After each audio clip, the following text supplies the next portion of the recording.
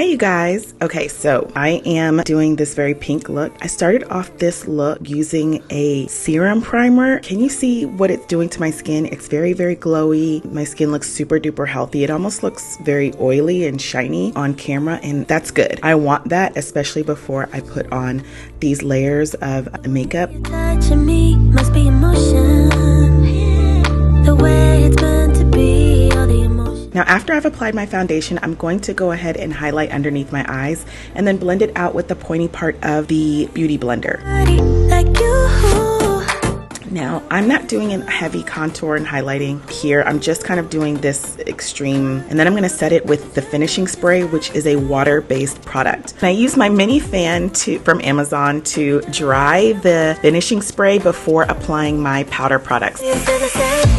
So I'm going to go in and apply this Topaz product powder, and it is kind of a little lighter. You see how it's like more of an orangey tone. I'm just going to apply that only in the center of my face to keep everything very highlighted.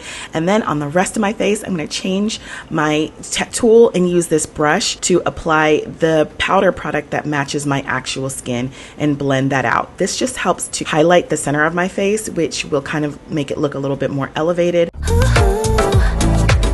Now going into my eyebrows, I'm going to keep it very natural by using a lip liner actually that has a very warm undertone. It's a reddish brown color. That's just a trick I do to keep my brows looking very, very natural. So moving on to eyes, I'm going to use a blending brush and apply this matte brown eyeshadow into my crease area.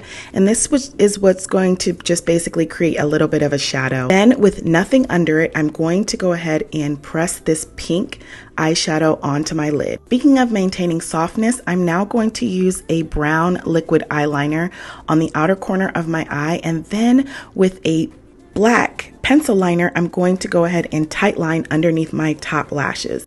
And that basically means that I'm going to line underneath my lashes instead of on top of them. This takes a little practice, I'm not gonna lie, especially if you're sensitive around your eyes. Then I finish it off with Tawny Nude lip gloss, which is my favorite lip gloss of all time. And then I'm going to add a little bit of this orangey blush color because it is warm and will make my skin still look very, very natural.